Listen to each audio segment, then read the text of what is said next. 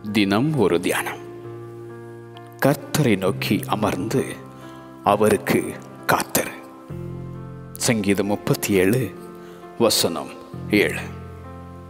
Be still before the Lord and wait patiently for him. நீ கர்த்தருக்கு காத்திருந்து அவருடைய வழியை கைக்கொள்.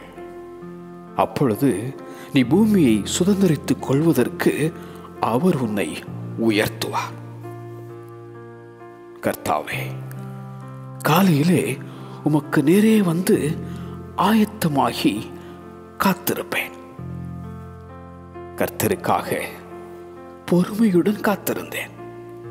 அவர் என்னிடமாய் சாய்ந்து என் கூப்பிடுதலை கேட்டார் என்றான் தாவீது.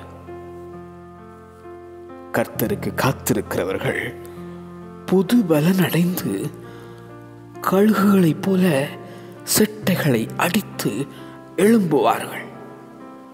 அவர்கள் ஓடினாலும் இளைப்படையார்கள், நடந்தாலும் சோர்ந்து போகார்கள்.